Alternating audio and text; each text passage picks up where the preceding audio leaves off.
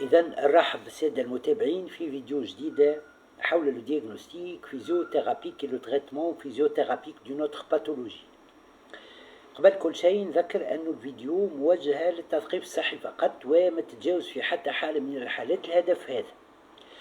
ما ننساش نقول كالعادة أني أطلب من السادة المتابعين أنهم ما يعودوش وحدهم les exercices et les méthodes اللي أنا نبدأ قاعد نحكي عليهم concernant le diagnostic physiothérapique et le traitement physiothérapique.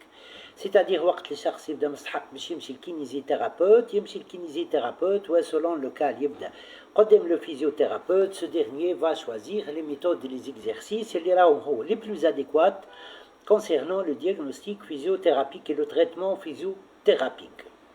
ما ننساش نقول كذلك انه ما عندي حتى ربح مادي من الفيديو هذم اللي قاعد نقدم فيهم، وحسب رايي الفيديو هذم نجموا يعاونوا الطلبه في اختصاص العلاج الطبيعي وتقويم العضوي على التاهيل في انهم يحضروا بور لي زيكزامان كلينيكو.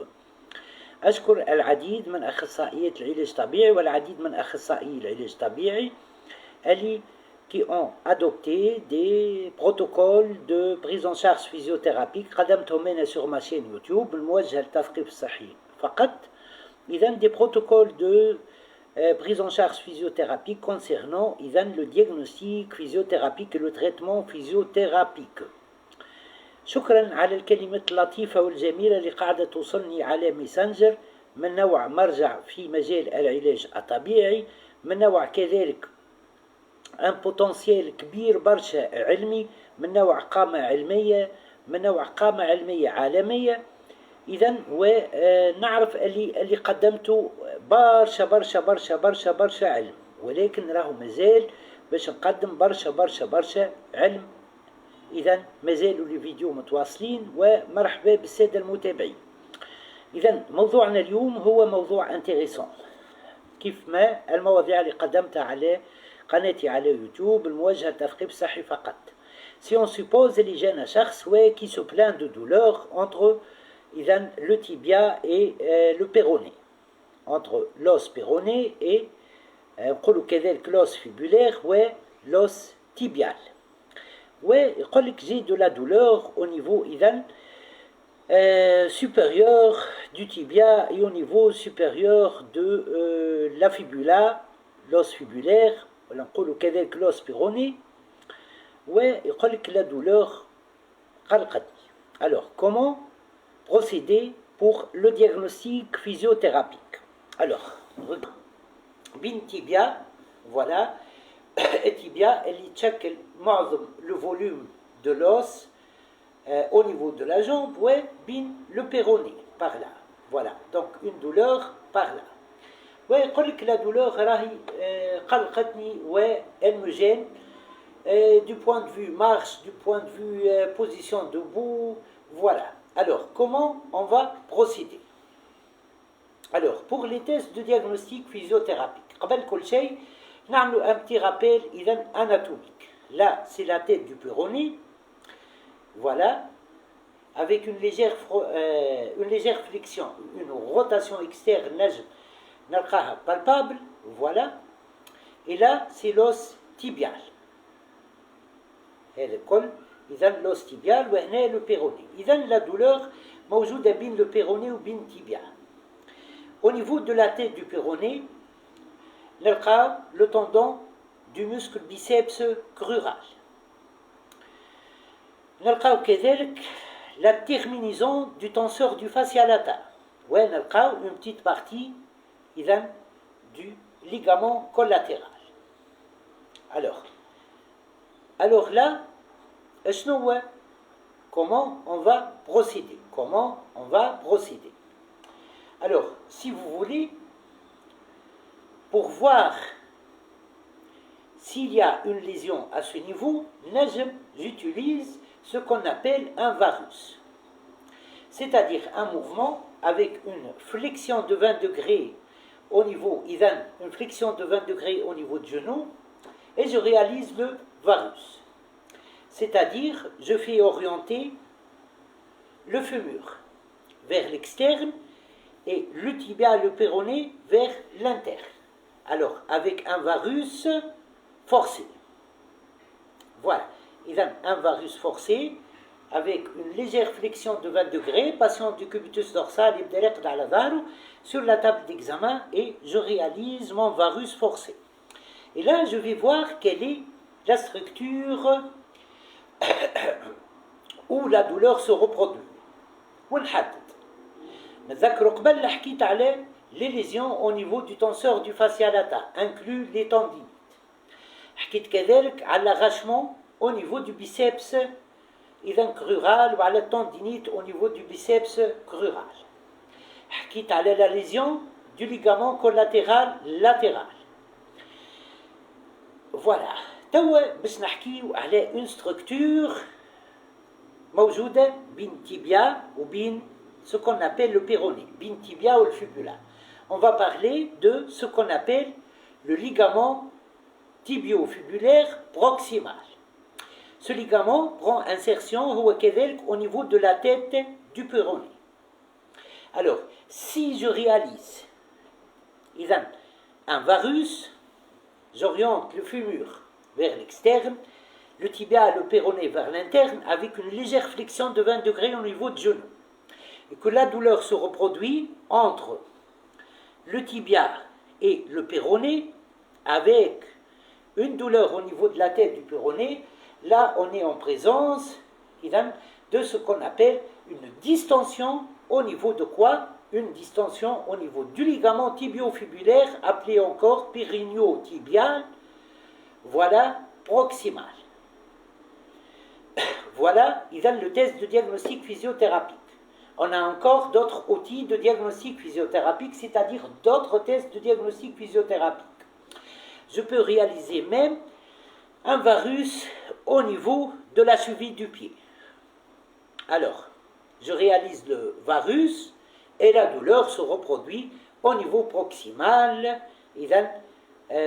entre le tibia et le genou, entre le tibia et le péroné. Voilà. Si vous voulez encore, je réalise le test de mise en compression. Une compression au niveau du mollet, J au milieu, une compression au niveau du mollet, accompagnée par une compression de ce qu'on appelle le péroné et le tibia. Et là, si la douleur se reproduit entre le tibia et le péroné, avec une douleur au niveau de la tête du péroné, on est en présence d'une distension de ce qu'on appelle le ligament tibio-fibulaire proximal. Voilà, périneo-tibial proximal. Voilà. Le même test, mais le faut que je réalise le test de compression et je trouve la même douleur. Voilà. Il y a une autre façon de diagnostic physiothérapique, si vous voulez, J au niveau du tibia. Je fixe le tibia, J au niveau du péroné, et je réalise une mobilisation au niveau de la tête du péroné, une mobilisation antéro-postérieure. Voilà, une mobilisation antéro-postérieure, antérieure et postérieure. Et là, je trouve que la douleur se reproduit. Et bien, voilà les tests de diagnostic physiothérapique pour savoir s'il y a ce qu'on appelle une distension du ligament périneo-tibial proximal, appelé encore tibio-fibulaire proximal. On va aller au traitement physiothérapique. Les adjuvants antalgiques, taban, مهمين. La cryothérapie مهم, ça c'est intéressant pour son effet antalgique dans ce cas. عندنا كذلك l'infrarouge مهم وطبعا لا cryothérapie والانفراروج ما نستعملهمش في نفس الوقت. L'ultrason مهم والélectrothérapie مهم. Ça c'est intéressant. Mais passons à ce qu'on appelle les mouvements qui sont en faveur du traitement physiothérapique. La dominante antalgique, les adjuvants antalgiques, pour le traitement physiothérapique, il est si nécessaire et si intéressant de choisir les bons mouvements pour avoir un traitement total de la pathologie, de la distension au niveau tibio-fibulaire, au niveau du ligament tibio-fibulaire proximal. Alors, on va commencer petit à petit. Alors, on va utiliser ce qu'on appelle قبل les mouvements, le strapping. Le strapping, il est intéressant pour la stabilisation et la cicatrisation. Ouais, je mets ce qu'on appelle le ligament en position de cicatrisation. إذن احنا عندنا une distension ligamentaire, je vais raccourcir vers le normal le ligament à travers l'utilisation d'un strapping. ونذكر أني حكيت على أكثر من 50 strapping dans des vidéos de diagnostic physio dans des vidéos إذن على قناتي على يوتيوب موجهة للتثقيف الصحي فقط. Alors, نتعداو إذن للي موفمون. Alors, قبل حتى les mouvements نجم, je commence par une mobilisation spécifique antéro-postérieure de ce qu'on appelle le péroné, la tête du péroné. إذن patient du cubitus dorsal sur la table d'examen ولا حتى en position assise et je fixe le tibia et je réalise إذن un mouvement إذن antéro-postérieur de la tête du péroné par rapport au tibia. Voilà, cela est en faveur d'une cicatrisation ligamentaire et donc d'un traitement de ce qu'on appelle la distension ligamentaire. Voilà, ça c'est de 1. Alors, on va aller à ce qu'on appelle le contrôle moteur. Alors, le contrôle moteur, dans ce cas-là, احنا شقلنا نحبكم ديما عندكم le raisonnement إذن logique. Alors, si j'ai un varus qui déclenche la distension, إذا كان أنا عندي varus qui déclenche la distension, c'est-à-dire fumure vers l'externe ou tibia ou péroné vers l'interne. Alors, qu'est-ce que je dois faire? Le contrôle moteur, quelle est la position du tibia et du péroné qui est en faveur d'une cicatrisation du ligament. Et la position du tibia et du péroné, elle est mettre le ligament en distension, mais بالعكس, elle le raccourcit dans le sens de longueur normale. Bien, alors regardez le schéma. Alors là, c'est ce qu'on appelle un varus. إذن tibia vers l'interne, et le péroné, ou le fémur vers l'externe. Bien sûr, le schéma a une rotation dans l'autre sens. C'est-à-dire, avec genou fléchi, une rotation, voilà, une rotation interne. Donc, je dois travailler le contrôle moteur avec une rotation interne. كل مرة نحط الفيمور في position de flexion ولا d'abduction ولا d'adduction et je cherche la rotation interne. Voilà, par exemple, comme ça, fémur fait 90 degrés de flexion et je travaille la rotation interne. Fémur en abduction de 90 degrés, en abduction de 20 degrés, et je travaille le contrôle moteur avec tibia et péroné vers qui favorise une rotation de l'ange. Voilà. On va passer توا ونكملوا. Donc ديما نفهموا اش كيفاش نتصرفوا. في الفارus qui met en distension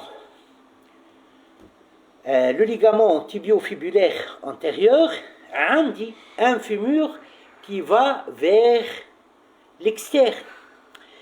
Donc, je dois reprendre le fémur dans sa position neutre avec un équilibre musculaire, de force musculaire, بين les muscles externes et internes. إذا كان عندي il a tendance, le fémur, l'os fémoral, باش يمشي vers l'externe. Je dois renforcer les muscles de la loge musculaire interne du genou. Donc, on renforce surtout ce qu'on appelle les adducteurs. Donc, on renforce les adducteurs, surtout le muscle gracile. Avec un système de mécanothérapie, Voilà, abduction résistée contre résistance manuelle, je renforce les adducteurs. باش نلقى un équilibre بين la force musculaire externe et interne. Je renforce aussi quels muscles? Je renforce les muscles de quoi? Je renforce les muscles de ce qu'on appelle كيف ما قلنا الجراسيل وكذلك les muscles de la patte doigt. Les muscles de la patte doigt, principalement le muscle demi-tendineux, gracile كنا نحكيو عليه توا, وعندنا كذلك un autre muscle qui est le muscle couturier. Donc, je dois renforcer ces trois muscles pour avoir un équilibre de fémur, voilà, donc, dans le bon sens. Voilà. Bien. نواصلوا في الريزونمون تاعنا ونكملوا. عندنا un varus. قلنا un fémur qui est dévié vers l'externe. Donc on renforce les muscles de la loge interne باش تجبد معاها الفيمور dans le sens, dans la position neutre. Ben. عندنا tibia ou péroné qui sont déviés vers l'interne. Donc je dois renforcer les muscles de la loge musculaire externe du genou. Ben. Donc je dois renforcer le muscle TFL, tenseur du fascia lata. Je renforce aussi le muscle moyen fessier et je renforce le muscle biceps crural. Donc, pour mettre le fémur dans le sens correct, je renforce les muscles de la loge musculaire interne, inclus les adducteurs, surtout le gracile, et les muscles de la patte doigt, ومن ضمنهم le gracile, معاه demi-tendineux, et le couturier. Et pour mettre les muscles, pour mettre le tibia et le péroné dans la position correcte, la position neutre, où m'a dévié tous les deux vers l'interne, je dois renforcer les muscles de la loge externe, le muscle moyen fessier, le muscle TFL, le muscle biceps crural. On a agi du point de vue musculaire. Voilà. Bien. نواصلوا le raisonnement clinique متاعنا كيف ما يلزم.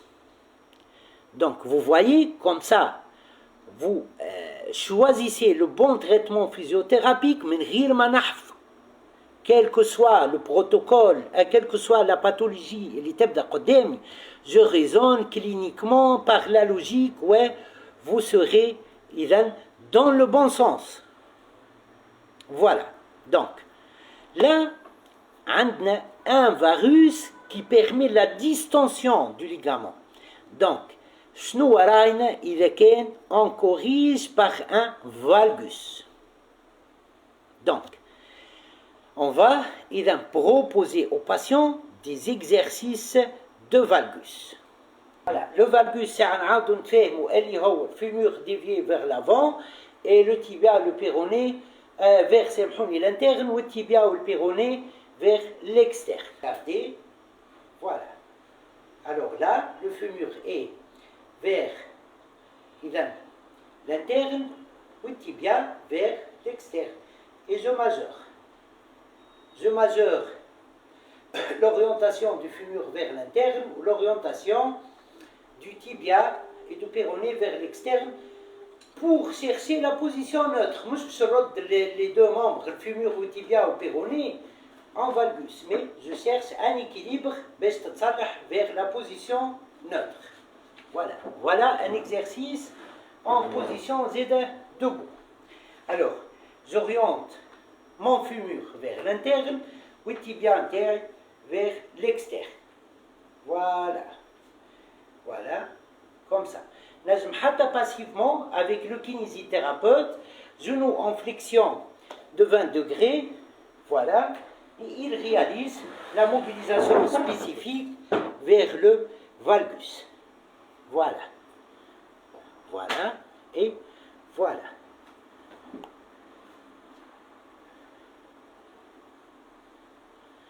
Pour chercher à avoir une position neutre. B. Alors, on continue. Alors, est-ce que je peux agir au niveau des muscles fibulaires? Bien sûr que oui. Muscles fibulaires عندهم علاقة كبيرة بالبيروني. Ouais, le ligament tibio-fibulaire proximal عنده une insertion à la tête du péroné. J'ai agi par la mobilisation spécifique de la tête du péroné, mobilisation antéro-postérieure par rapport aux tibias. J'ai agi par le valgus, j'ai agi par le volet musculaire. وتوا باش نستعمل le volet excentrique. تجيش على بالكم اللي l'excentrique مهم برشا هنا؟ Bien sûr que oui. Alors, les fibulaires, on va les renforcer d'une façon concentrique dans le sens de l'éversion. Et l'inversion sera en excentrique. مهم برشا pour la récupération d'un ligament tibio-fibulaire qui n'est pas en distension. Voilà, il a un élastique résistant avec une charge manuelle. Le patient réalise une éversion E accent externe ou E externe. Voilà, contre résistance, inversion freinée. Éversion contre résistance et inversion freinée. Cela repositionne correctement la tête du péroné et par la suite repositionne, par la suite récupère une longueur عادية du ligament tibio-fibulaire proximal. Voilà.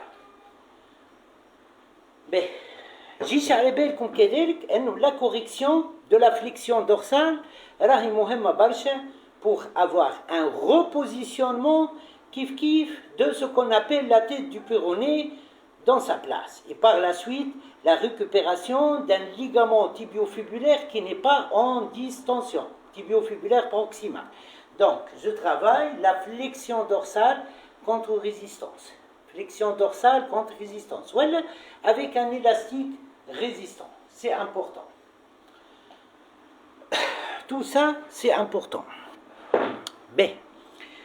Je peux utiliser le mouvement de valgus au niveau de la cheville et du pied, bénéfique pour récupérer une longueur normale au niveau du ligament tibio-fibulaire proximal. Voilà, périneo-tibial proximal. Une fois que tout ça يعطي نتيجة, je refais les tests de diagnostic physiothérapique, je trouve qu'il n'y a plus de douleur. Je trouve que si je réalise un autre test alors je réalise ce qu'on appelle une mobilisation antéro-postérieure de la tête du péroné par rapport aux tibias. Et je trouve que le frein est mou. Je trouve douleur, je trouve que le frein est mou. Il y a qu'un frein mou, là on est en présence d'une distension ligamentaire au niveau du ligament tibio-fibulaire antérieur, proximal. Voilà. Et donc, si je réalise ce test, je le trouve négatif. Si je réalise les autres tests négatifs, là, je peux renforcer comme je veux. Les muscles de la loge antérieure du genou, de la loge postérieure du genou, de la loge médiale et de la loge latérale. Je renforce les muscles du pied. Maintenant, lors du traitement physiothérapique, il est bien important d'étirer les rotateurs au niveau de ce qu'on appelle le genou. Mais quel rotateur? vous raisonnez كيف ما قلنا ما هيش حكاية تحفظ. قلنا إذا كان le varus favorise la distension, voilà, et le valgus il favorise la récupération. Et par la suite, pour le varus, tibia ou le péroné, orienté vers l'externe. Pour le valgus, tibia ou péroné, orienté vers l'externe. Le mouvement, voilà, avec le fémur orienté vers l'interne. Et donc, qu'est-ce qu'on va étirer réellement? On va étirer ce qu'on appelle les rotateurs externes. On cherche la rotation interne de la hanche. Voilà. Et puis, je varie les angles de rotation et les angles de flexion. Genou en flexion. Je cherche à renforcer les rotateurs internes. Je cherche à étirer passivement les rotateurs externes. Voilà concernant le diagnostic physiothérapique et le traitement physiothérapique de ce qu'on appelle une distension du ligament périneo tibial ou tibiofibulaire proximal. Le travail proprioceptif taban intéressant avec les fentes avant, fentes latérales, fentes arrière, c'est intéressant, avec les mouvements de squat aussi. إذا كيف ما شفتوا برشا علم مازال باش نقدموا برشا علم آخر. مرحبا بكم على قناتي يوتيوب شوية آخر. إذا la vidéo sera repartagée sur ma page, sur ma chaîne YouTube, sera partagée sur ma chaîne YouTube, puis elle sera repartagée sur ma page Facebook. مرحبا بكم وإلى اللقاء. مرحبا.